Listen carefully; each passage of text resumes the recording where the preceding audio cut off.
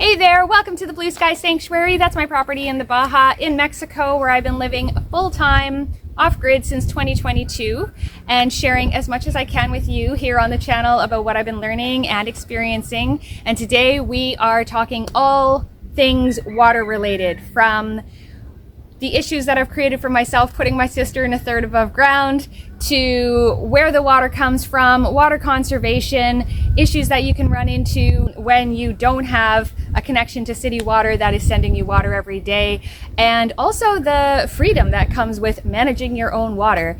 So we're gonna get right into it. Literally, we're gonna go into the cistern. I'm gonna peel back this cover that I have on here, and I'll share with you everything from beginning to end as far as water and its accessibility and how it works here on my off-grid property.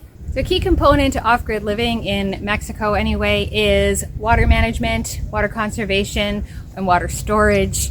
Basically, there are no properties here that I know of that have wells or natural springs in the property to provide the water, so we're on trucked water.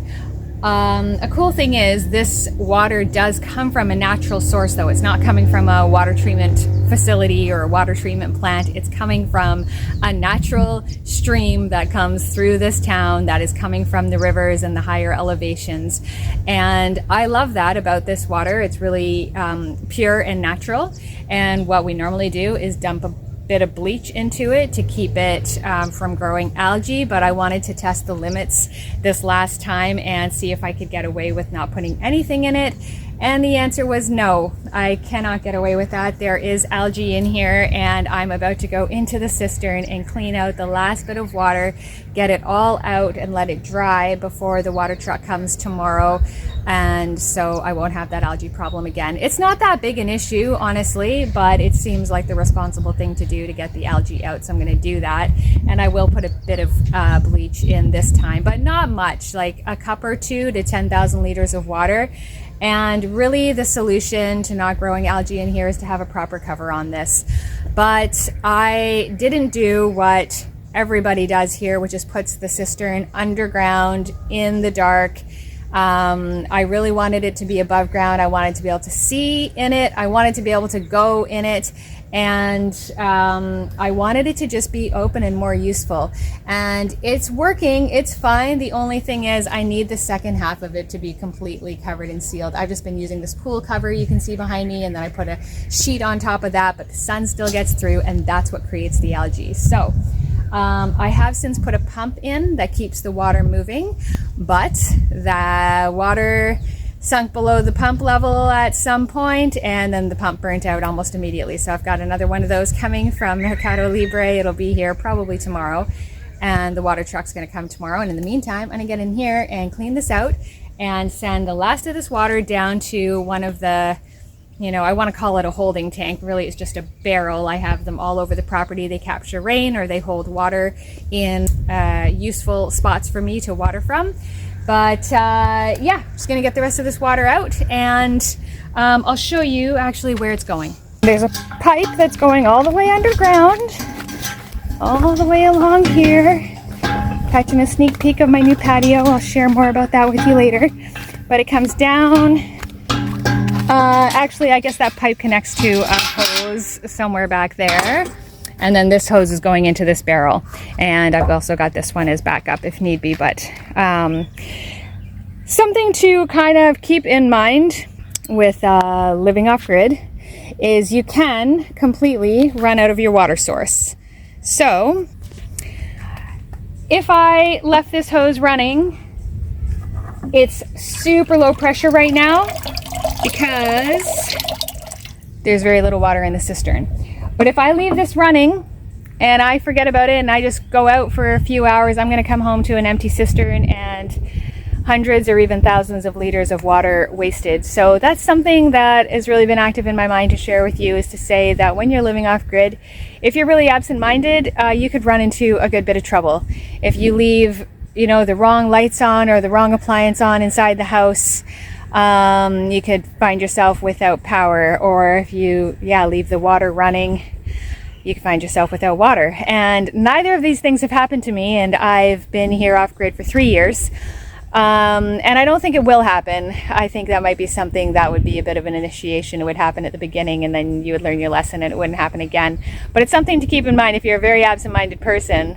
You're either going to have to change that, or I would say off-grid life will force that to change, because you need to be aware of your surroundings, aware of when you're consuming your highest peaks of energy. So you're doing that during the day when the sun's out and replenishing the solar system and refilling the battery. But really, for the most part, I don't feel like I'm compromising day to day. My life feels very stable and secure and consistent. But that's just a heads up. If you're thinking about going off grid, can't be absent-minded. You need to be focused and aware of your resources, primarily solar being light energy and then water. So now you're in the cistern with me and I'm just about done cleaning, but you can see that's clean and this has yet to be cleaned. But let me show you how easily, let me get the cloth clean. This comes off, the algae. It's just so simple. And then that sticks really well to the rag. And then I can either just put that in front of the drain hole here and you'll see that disappear down the drain hole slowly but surely. And so that's just being gravity pulled down to that bin that's at the midway point on the property. And I can also like clean off these pipes while I'm here. But all the algae comes off really, really simple. So I'm gonna keep going here. And this will be done in no time. We'll be ready for the truck.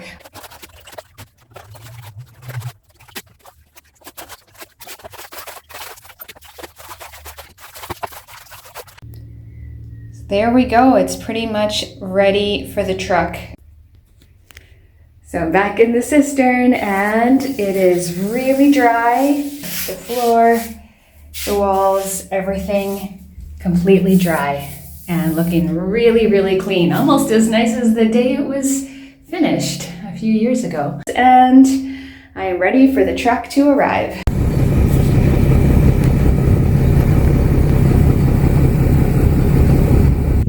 So there it is, all done, new pump running, water crystal clear.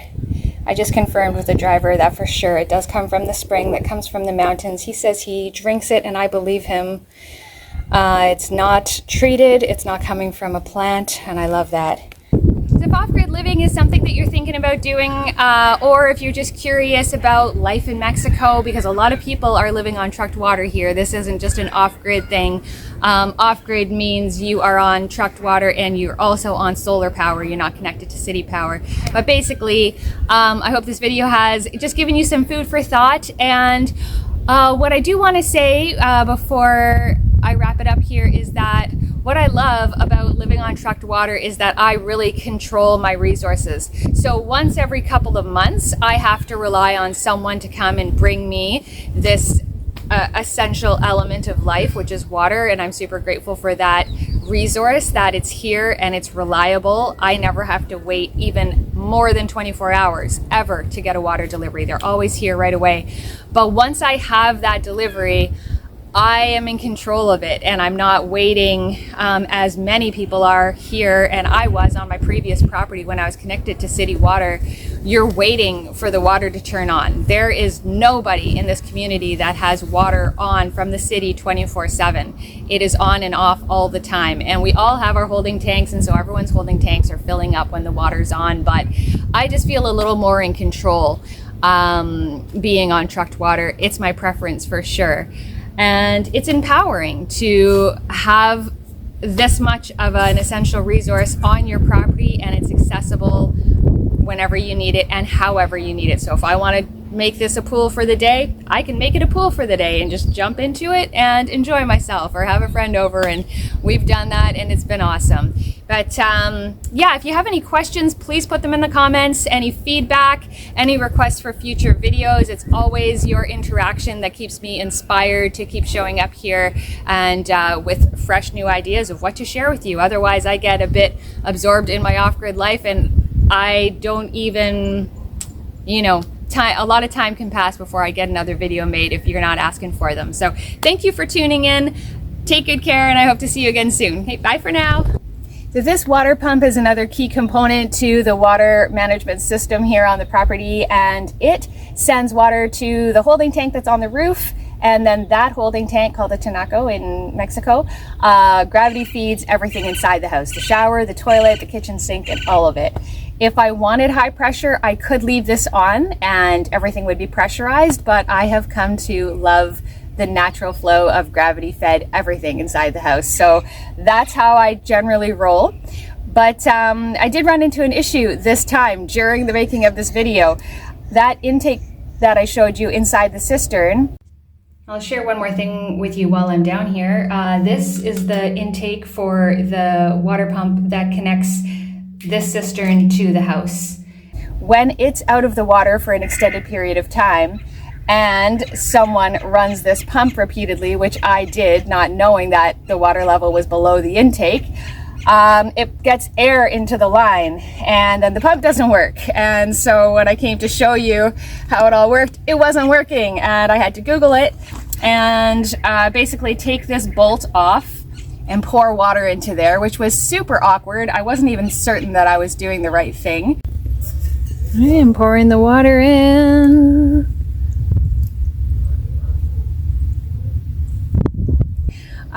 Then put it back together, turned it on. It worked for about 20 seconds and then it died again. So I did it again, and the second time it worked, and here's that footage. Oh yeah, it's working. F yes. Oh, and she spoke too soon. I hear water. I hear water. It's pretty awkward, not gonna lie. I hope that's even going in the right spot. If it's not, I just wrecked my pump.